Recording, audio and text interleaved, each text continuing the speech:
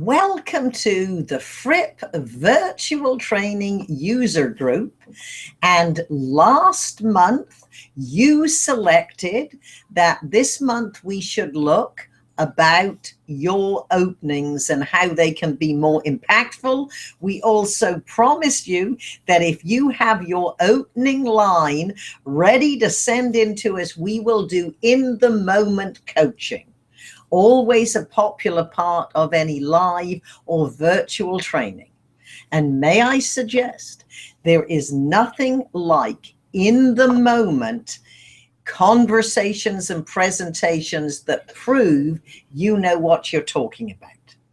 You know, the most important part of making this work and interactive for you is Paul, who is the director of client experience for FrippVT.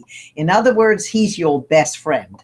So Paul, tell our friends how they can engage with us and then set up the first poll. Hello, everyone, and welcome. On the right-hand side of your screen, you will see a chat box. Within this chat box, you can enter in your short, specific questions, or more importantly, your few lines of the opening of your speech or presentation to be coached by Ms. Fripp.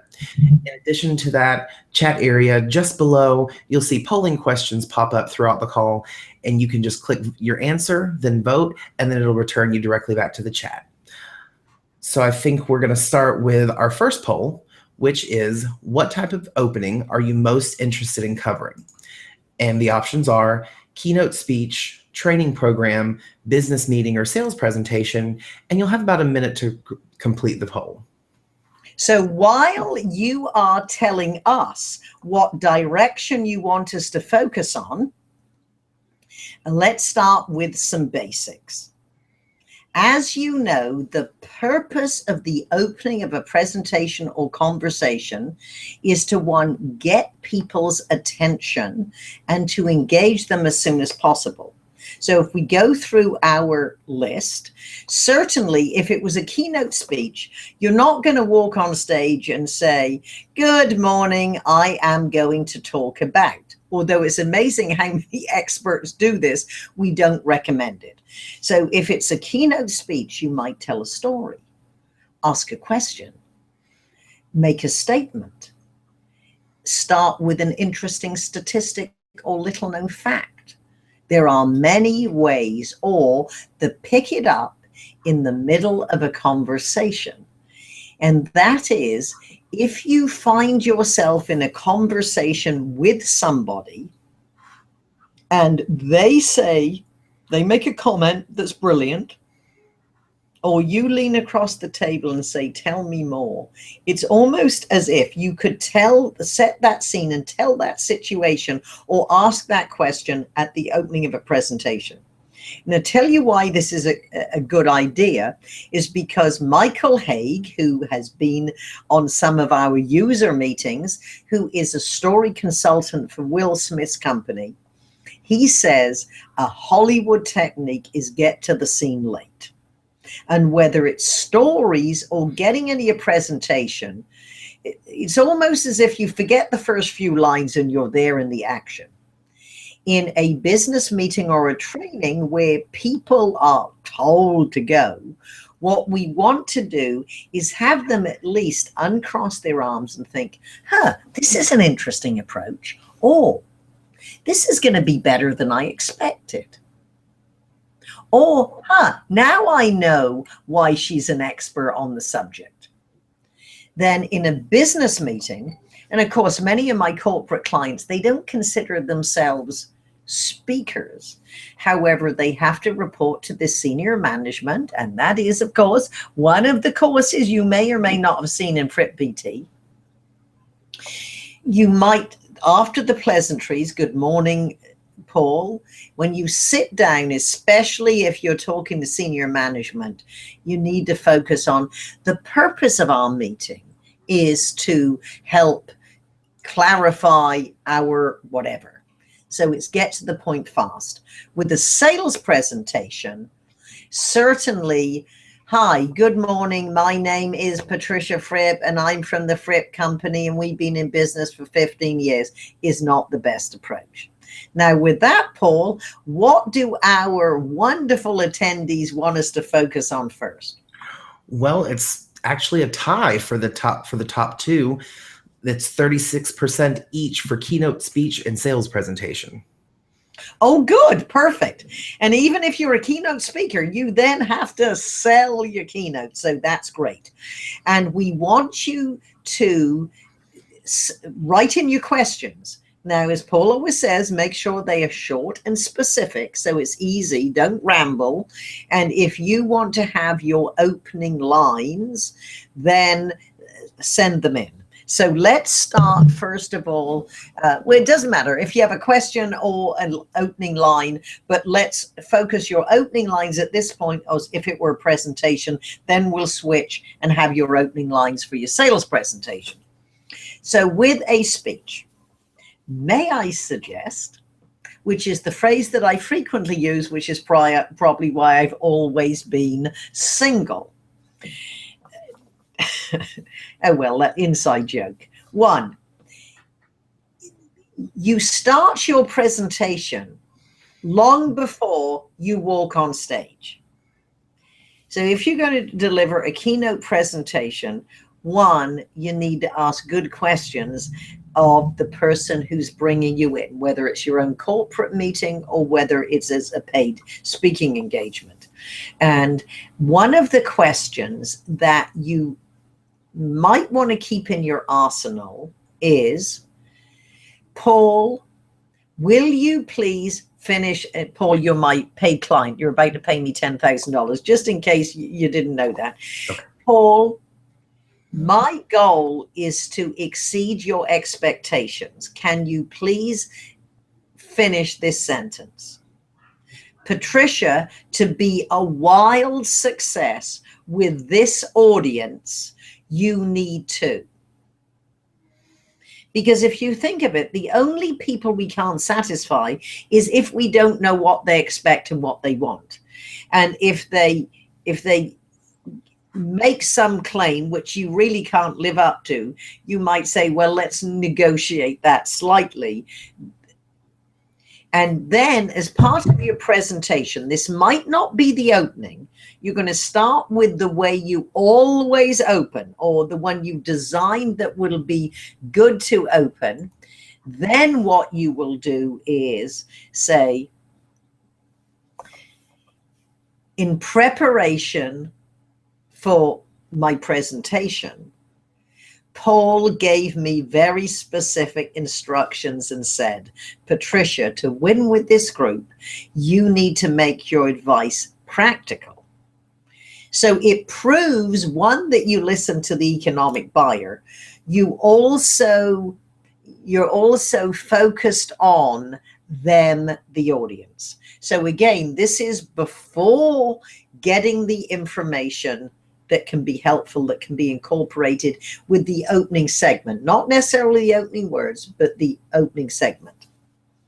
Often when I ask people, what is your opening line, or how do you going to start this specific presentation, I usually hear from my corporate clients, well, I wait till I get there and come up with an opening that's appropriate to the situation. And that is a great idea. However, have you noticed, anytime you mark out on your calendar, here is 2 hours for me to put together my presentation, you never in the history of your life have been less creative. So I do recommend you have one of your tried and true openings that you could use just in case something that pertains to that actual meeting, if that doesn't happen. It's just like our friend Ed Tate, perhaps you're familiar with. He always suggests we have to have an emergency close. In other words, you've got your nice close and suddenly the time is up, or the meeting planner is waving to you. It's great to have a great way to get out. So you need a great way to get in and a great way to get out in case. Here's a suggestion on how do you add some specificity for the occasion. And this is using your very best schmoozing, again, before you get on stage. And you talk to people. Let's say you're speaking on the third day. If possible, attend the entire conference. If you can't, talk to people at the coffee break, at the cocktail party the night before. You know, what's been happening? What have you enjoyed most? So you want to get a feel for the meeting, and are they enjoying it and they're in a good mood? Now, depending on your subject, one good question is, how long have you been with this company? And what is the biggest change? For example, I was in the ladies' room. I was speaking for Blue Cross Blue Shield, and I was just freshening my lipstick.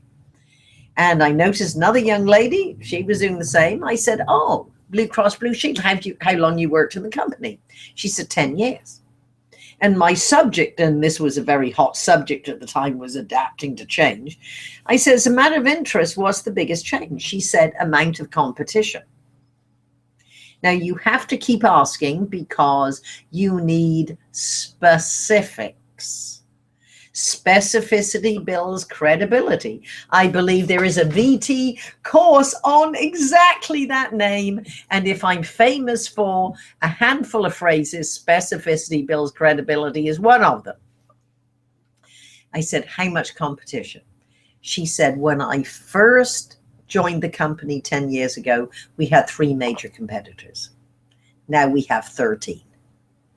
As I walked out of the ladies' room, and hearing my introduction, I walked up and said, it's just having a conversation with Cherie. And she said, Patricia, 10 years ago, we had 3 major competitors. Now we have 13. So why don't we focus our remarks on how do you get, keep, and deserve your clients when the competition is greater? So you can see I then transitioned into what I was going to talk about anyway. It just made everything else look fresh.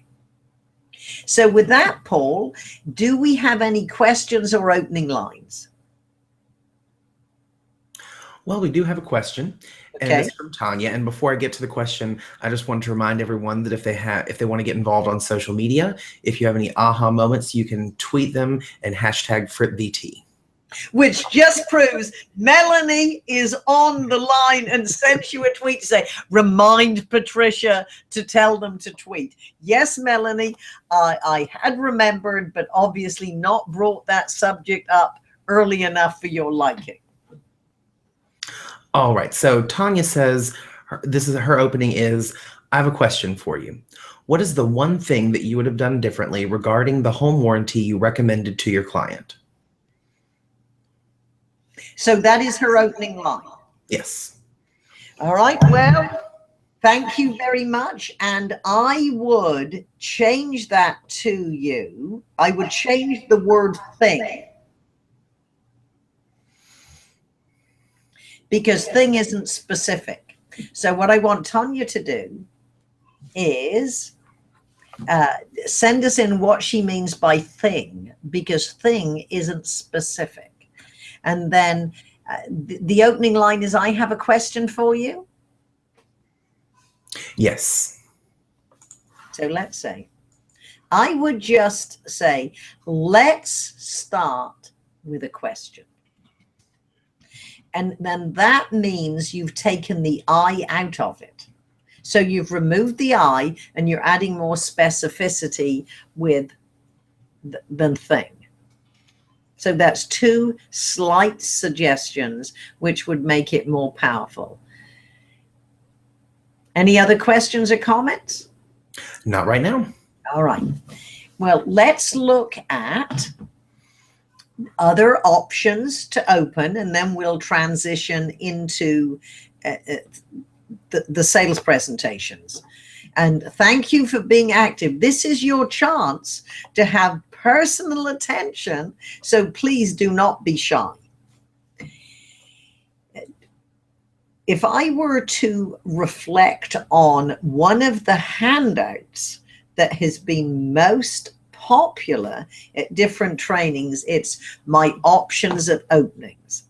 And you can use this two different ways. So one would be, you can actually use the lines. Secondly, you can use the lines, you can pose them and then see what would come out next. You can use it as a way to develop material. How about if your opening line was, it was the most exhilarating moment of my life? What would be the story that would follow?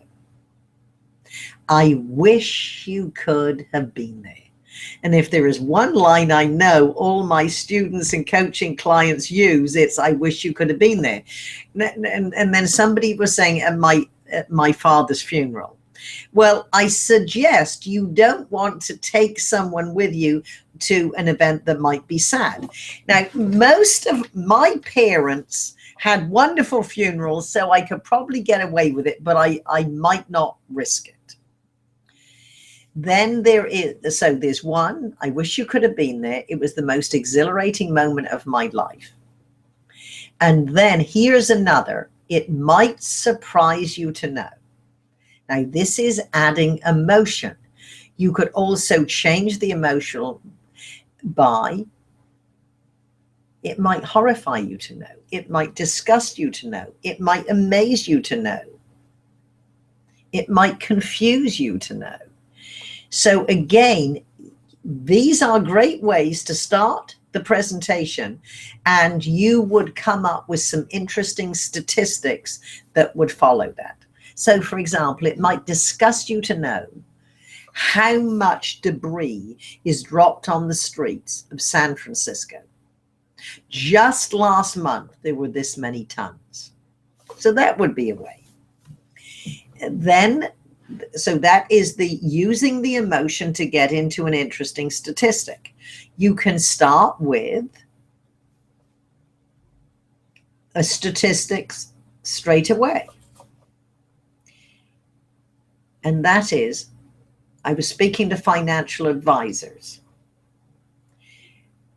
Would it interest you to know that 1.5 million Americans don't have a will? That certainly opens up to the question, is the rest of their financial house in order? Which means you have a great opportunity. Welcome to how to triple your business with your same database. So however you open your presentation, you of course then do need to transition into your body of your speech. Certainly a story is a great way. And if you don't have an exciting story to open your presentation, I promise if you look within the body of your speech, you might want to find one of the stories you're telling and put it up. Just remember, what you have to do is have a line that will transition into the speech. So, perhaps some of you are familiar with my Larry Mariottini story. And the point of that was that good customer service is exceptionally good for sales. When you make people feel special, they are likely to continue doing business with you and refer your friends. There's another story I use about, and the punchline is, that young man knew, and a powerful lesson we all need to appreciate. And that is that life is a series of sales situations. And the answer is no, if you don't ask. And we are here to sell you on the idea. Now you're going to sell them on to your premise, or you're going to sell them on to the meeting theme. Paul, do you have any questions, comments, or opening lines? We have a question from Danish. If you are getting a lot of applause, is it better to start with "thank you, great to be here," etc.? No. Well, we hope. So the amount of applause Might one be because they're really looking forward to your presentation, or they know who you are, or you just had such an amazing introduction that they have great anticipation, or the people are just excited to be at that meeting. So what I would say is come out with your opening and grab their attention. Now you can nod and mouth thank you, and then as you are transitioning into the body of your speech, you might say, thank you for the warm welcome. Now let's prove how you can, or let's discuss how you can, or let's focus on how you can. And so I would not do it the first words out of your mouth. You can also, at the end of your presentation, is thank you for the wonderful welcome, your enthusiasm, and your obvious commitment to the subject of whatever it is. I challenge you to channel this enthusiasm you have at this meeting into your everyday life and commit to bullet, bullet, bullet, which is a review of what you've been presenting. And then now you're going to close, and remember, your last words linger. Make sure they resonate. Make sure they're yours. Any other questions, comments, or opening lines? Not right now. Well, Paul, this is very unusual. Usually we can't stop people from filling up your little chat box with lines. So please take advantage. What we always find is people do that just when it's time to conclude. So think now. So let's transition into sales presentations. If you have taken the Fripp virtual training sales presentation, the superstar sales presentations, you know I recommend a certain format. So let's look at one, what most salespeople do, no matter how expensive or inexpensive the investment is in our product or service. It's usually something like, well, let's talk about the phone call that gets you the appointment. So it's very often, hi, Patricia, how are you today? Well, my answer is always, and this is a way to get rid of people on the phone, is busy. What can I do for you? I'll call later. I'm going to be just as busy then. Specifically, what do you want? So I recommend that you have a more intriguing line on the phone and then find out if I have time to talk. Now, I do not proclaim myself as an expert in telephone sales. However, what you might want to do is forget the traditional wisdom, which is 20, 30 years ago, people would train salespeople make 100 calls a day. More modern thinking, and certainly what my clients embrace, is it's better to make 10 phone calls, do some research, whether it's LinkedIn or the company website, so you have a relationship. You feel like you have a relationship. You know something about the person. It's wonderful if you have a referral. Now and you can never lie, but let's just say you were talking to the receptionist, if you get a real life person in an office, and you might say, John, I need your help. Now it's amazing how people will help you if you ask them for their help. They have a chance to be a hero. So, John, I need your help. I am tracking down, or I'm setting up a conversation with Mary Smith. Can you tell me when is the best time for me to set the call? So you're finding out Are they more open in the morning or the evening? Now, I know we are best making our sales calls in the morning, but I know there are some people, they're also doing their high priority activities in the morning, and they'd rather hear from us later on. So you can get that feedback, even if at this point you don't have a conversation. Then you might say, John suggested that the mid-morning is a good time to talk. Now you're tying up with that. You're not saying he recommended you call. He's just suggested this is a good time to talk. I have some specific ideas around increasing your sales. Is that a subject that you'd like a short conversation?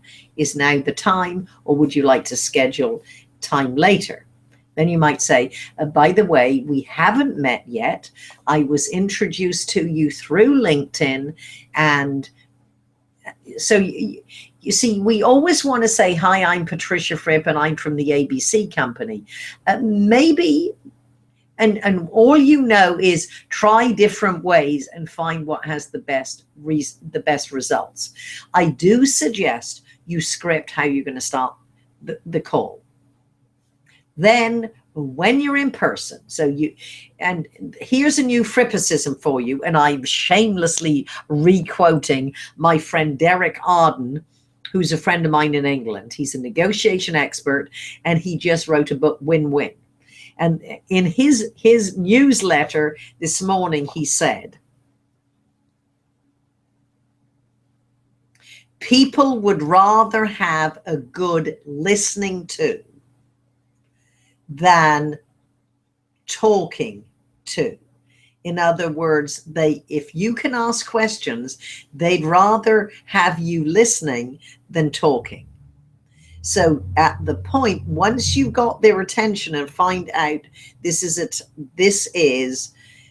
a good time to give you 5 minutes or 10 minutes, now ask specific questions about them.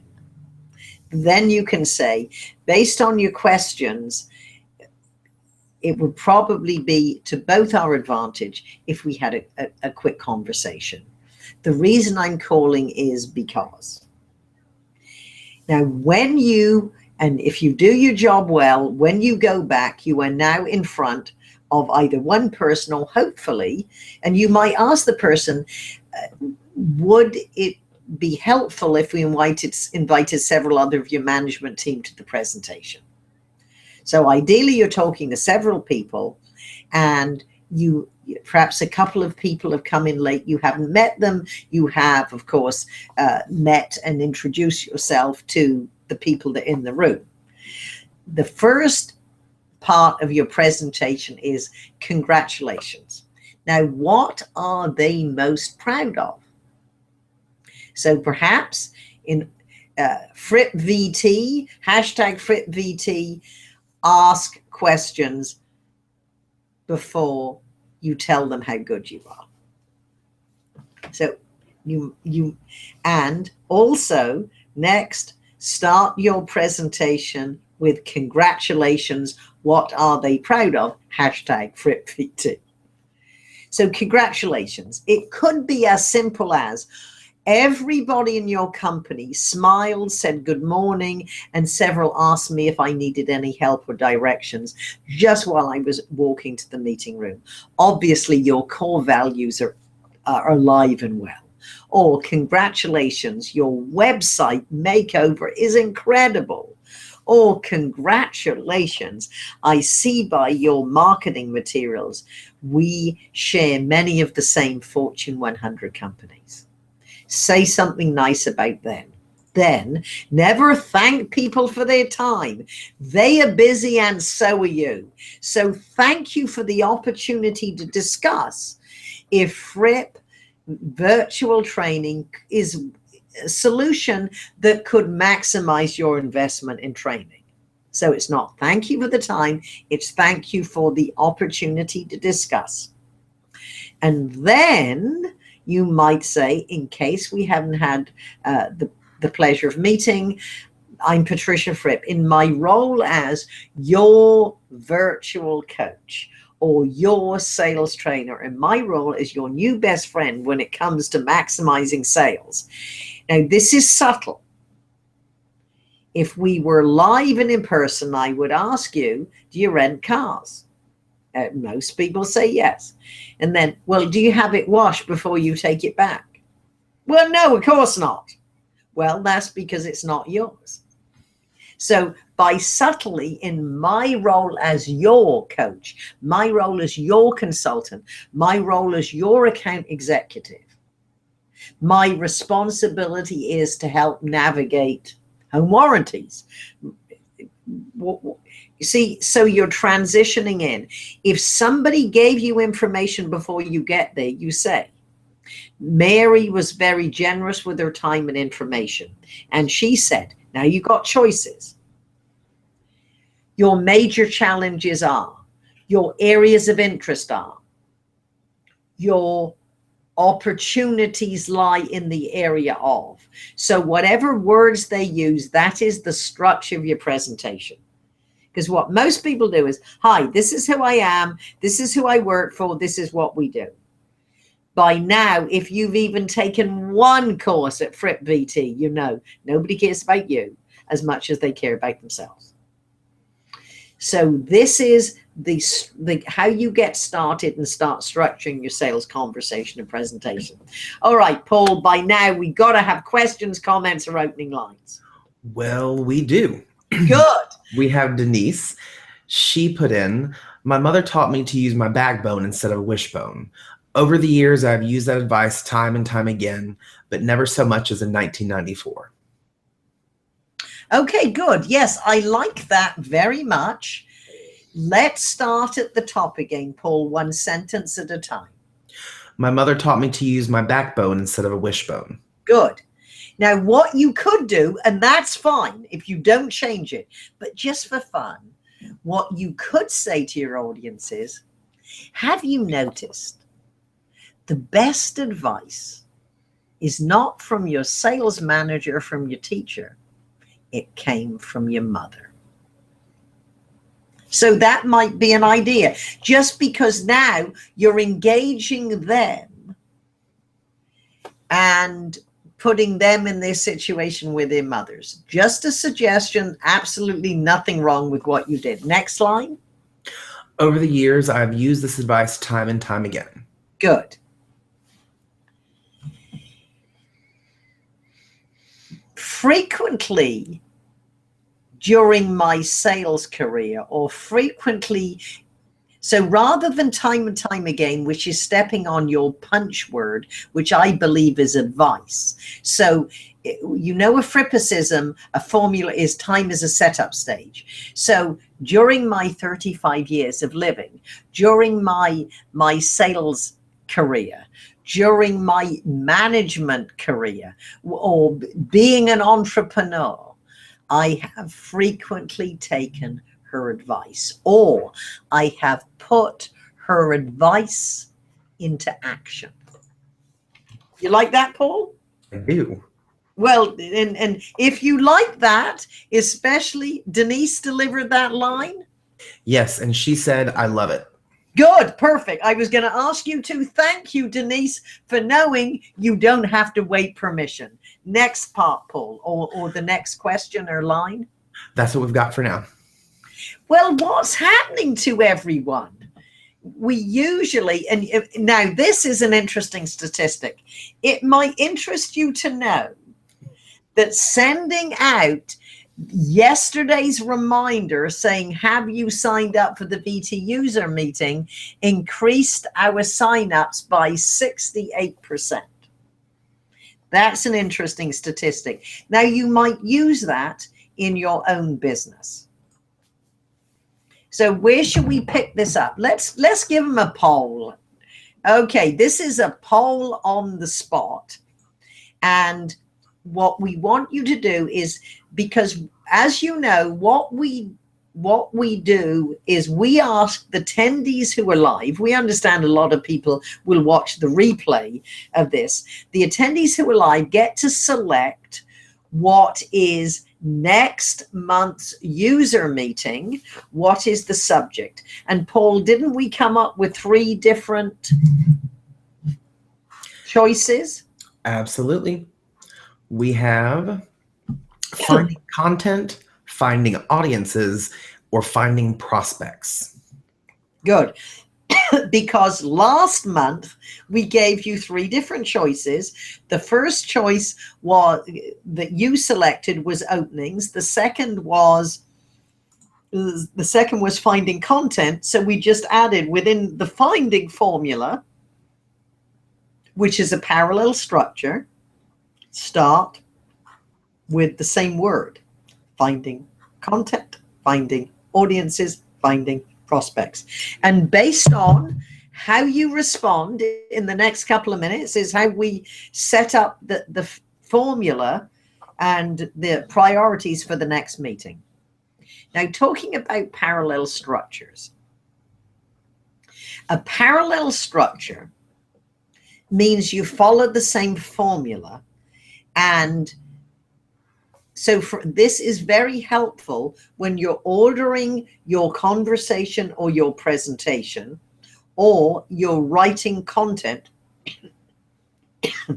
that sells your session, or perhaps after a sales presentation, it reminds in your follow-up email, it reminds your prospect what you can do for them. And this is start with a verb. So you will learn to maximize your openings, solidify your structure, specify your language. So can you see, you're not going to say how to come up with ideas to open your presentation, the 3 ways to do this. So it's not that that's bad and it won't work, but it's more professional if you can have the parallel structure. It takes more work. And what I recommend you do, and this is hashtag FrippVT, collect good verbs. Have a sheet with good verbs so that when you're writing content, it's very easy to write the structure. And verbs denote action, which makes them good words. Questions, comments, and the answer to the poll, Paul. Let's do the poll first, and then we'll get to the 2 others.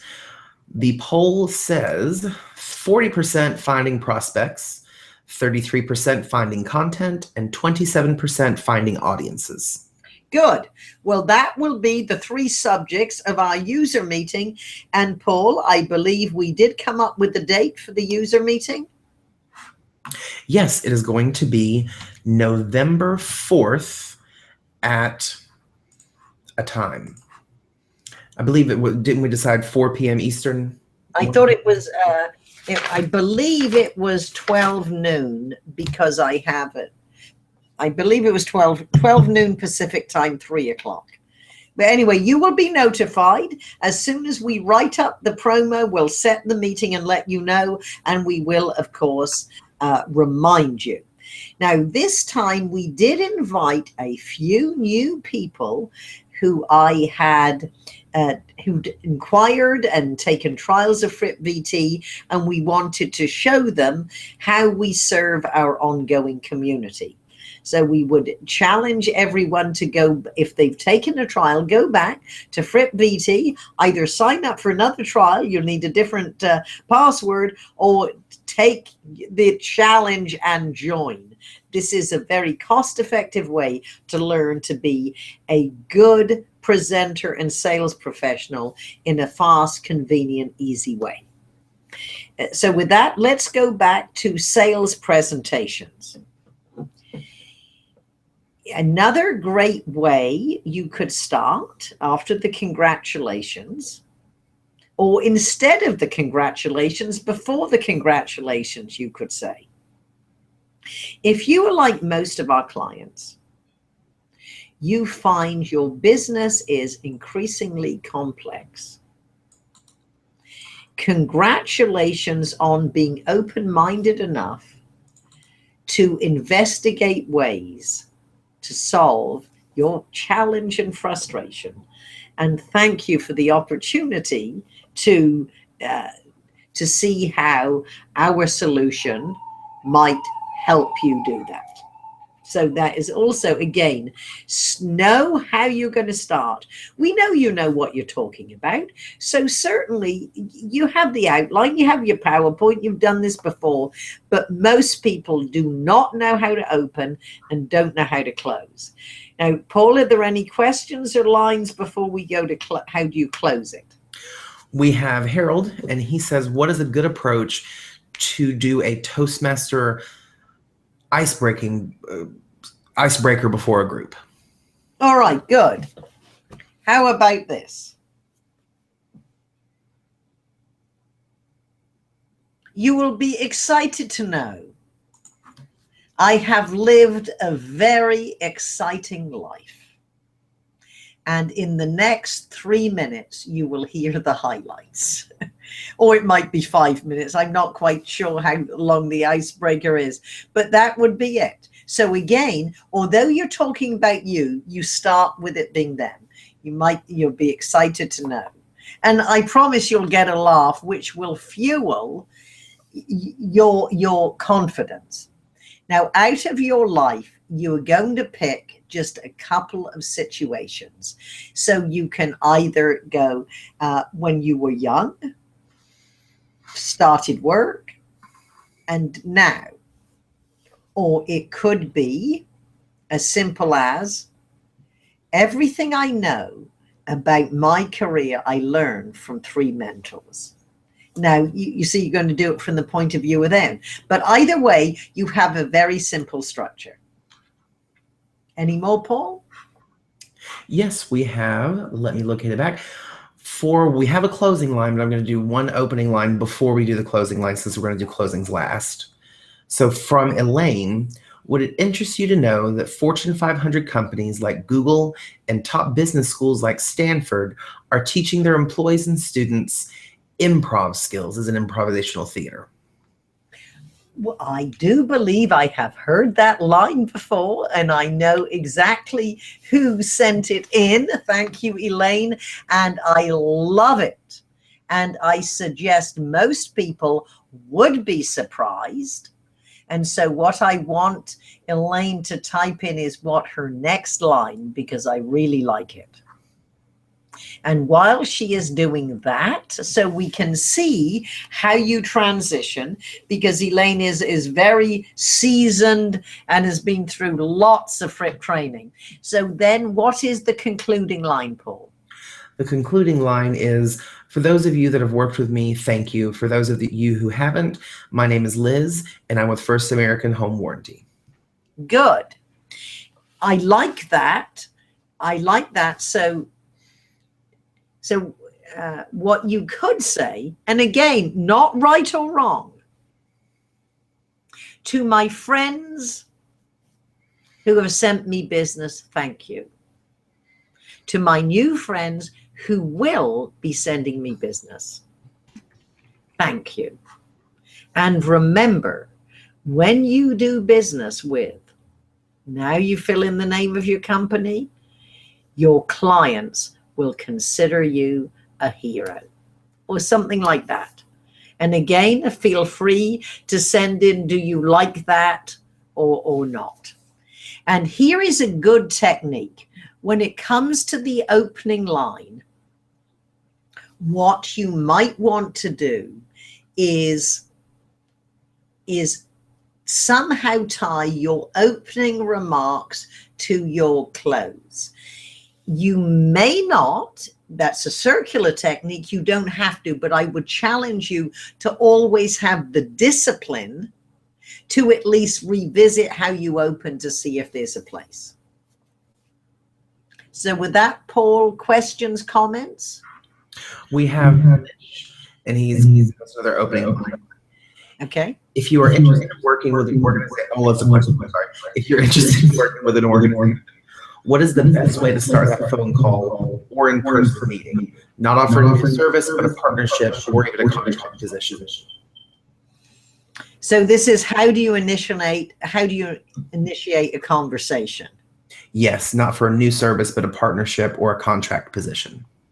Okay, good. Well, first of all, and I bet Melanie will probably tell you this is a good idea, you might want to go to LinkedIn and see if you have some connections. And then you need to know something about the person. For example, you would not believe how many people call me, do you have a website? Oh, come on, I have a 2,800 page website. Don't be, don't cold call me. And how do you ever have a conversation? Now, if you called and said, or emailed and said, Patricia, you have a magnificent website. Would you be interested in partnering, maximizing your website to drive revenue? Now, I don't know what you're offering, but at this point, you need somebody's attention. You don't need to give them 3 pages of copy about what you'd be discussing.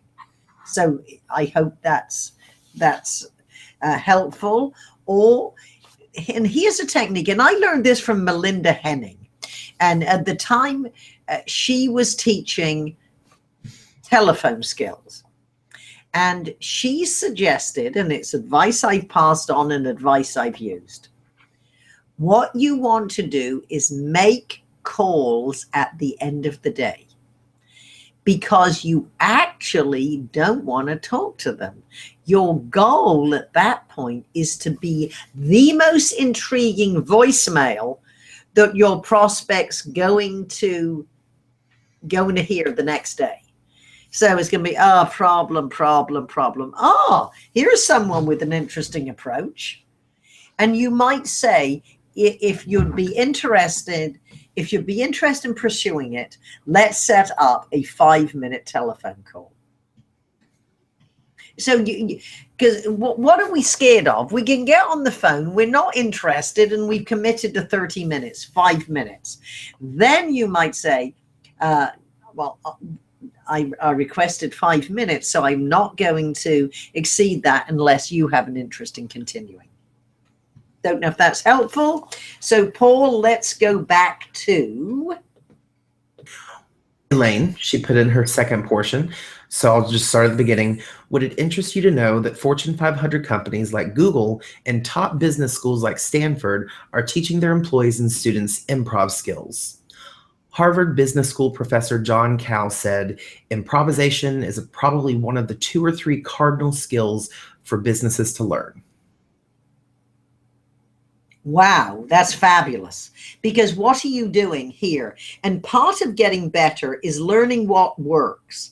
You are using authorities greater than you to validate your point of view and what you're going to be teaching. So I think that is brilliant.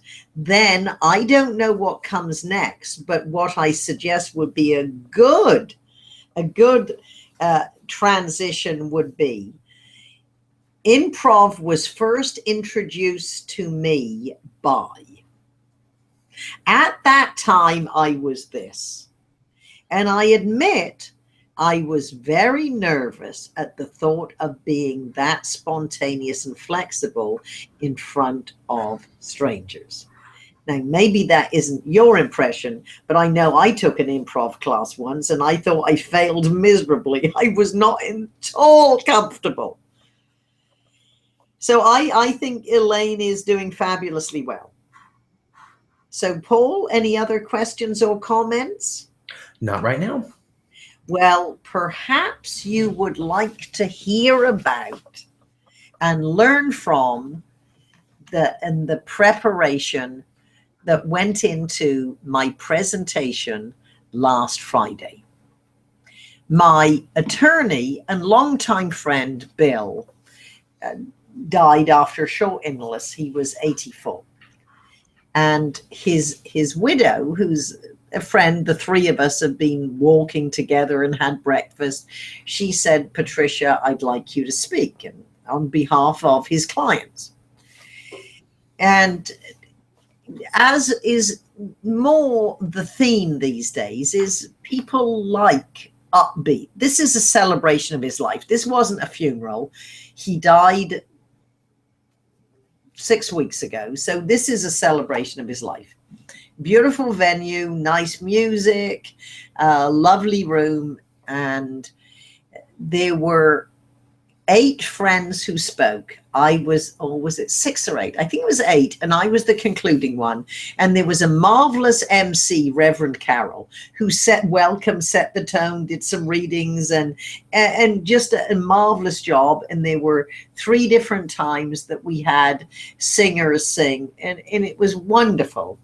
And each presentation, obviously, the presentations were delivered by people who actually were more involved in Bill's life than I was, even though I'd known him longer than most people. And the presentations were marvelous. The singing was good. The Reverend Carol was fabulous. So I felt like applauding, and I know I'm used to applauding. So when I went up there, in the moment, I changed my opening. And I tied into probably what a lot of people were thinking about and feeling. And I know that's true because at least 24 people after said, I'm so glad you did this. And this is how I opened. There was a picture of Bill with his beret and his bow tie standing in front of a marvelous piece of art that is in his office. And my opening remarks were, you didn't have to know Bill. Just by looking at this photograph, you would know he was a colorful character. And everyone laughed. I said, I'm lucky because both my parents were colorful characters as well. And when we were saying goodbye to my mother, I said, many of you were here to say goodbye to my father. And afterwards you said, oh, this was more like a wedding than a funeral, and we felt like applauding. My brother is a professional musician. My sister-in-law is a singer and actress, and I'm a professional speaker. We are not used to performing without applause. So if you hear anything that you feel is worthy of applause, go ahead. You are in fact celebrating Edie. And then so everyone, and I said, remember, we are here celebrating Bill's life, and everyone applauded. And of course I got applause, and because I know I wasn't the only one who felt like applauding. Then I went to what I had prepared to say, and that is, life is what we're given, living is what we do with it, and then we die. Probably nothing gives life its keenness and poignancy as the presence of death and dying. I first met Bill. So now I'm talking about Bill, and I'm talking about Bill when I met him, Bill as, oh, I know what I said next is, yes, in Bill's professional life, he helped his clients like me prepare for the inevitable because he was a trust lawyer. And I must admit, because of Bill's vibrancy, I didn't realize how old he was. That was it. Then I went back to how I'd known him and different times and walking with him and Carol and having breakfast and great education. And I said a couple of times, Bill's come to hear me speak at the Golden Gate Breakfast Club. One was talking about my Uncle Bill, and then another time, the presentation I delivered with my brother called Everything Begins with a Love Story. And as we hear stories about Bill, we hear about his love affair with his wife, Carol, his love affair with nature, his love affair with the law, his love affair with his God. And so every item that I had heard mentioned, I tied his love affair with this. And then I said, if my brother, Robert, were here, he would say, there is no tragedy in a life well lived that has run its course. However, there is loss, and we will certainly miss Bill. And then thank you, Carol, for the privilege of being able to say a few remarks to say goodbye to Bill. And then everyone applauded, and that was it. So what I'm going to suggest, that if ever you have to, and chances are you are going to have to speak at a memorial, perhaps you want to remember the formula. If you've heard great presentations and it's a celebration, perhaps you want to say is something about, I felt like applauding the presenters. So I said, you know, if you want to join me for the musical director, the singer, and Bill's friends, and they'll join in. So you might want to do that if you genuinely thought it was worth applauding. And then a slight serious note, but feel free to use, there is no tragedy in a life well lived, that it's run its course. However, there is loss. We will miss whoever you're saying goodbye to. So with that, Paul, are there any questions, comments, opening lines? Not so far. Well, with that, thank you so much for being an active user with Fripp Virtual Training. Remember, with any of these presentations, user meetings, if you cannot come in live, just register and you'll get the replay button. So our next meeting will take your outline into consideration. We will be talking about, Paul, tell our friends, remind them. Finding prospects. Finding content. Prospect. So can you hear me okay? Well, it was a little faded, but we have 3 points: finding prospects, finding content, and then finding audiences. We will cover those 3. Watch your email for our friends who have taken your trial and were invited to this meeting. Paul, perhaps what you can do is put up so they can immediately click to FrippVT, and our users can also click to FrippVT and sign in. And if you haven't done so, revisit or visit for the first time your sales presentations, and visit or revisit your opening options. Thank you, Paul, for always keeping us on track. And next time, as you're looking at the subjects, you might even want to come to the meeting with some prepared questions that you're curious about, so you have them queued up. And one more time, remember the value of FrippVT. It doesn't matter what you know or how much you love the training. 70% of the best training is forgotten after a couple of weeks. So repetition and reinforcement is your best answer. See you online.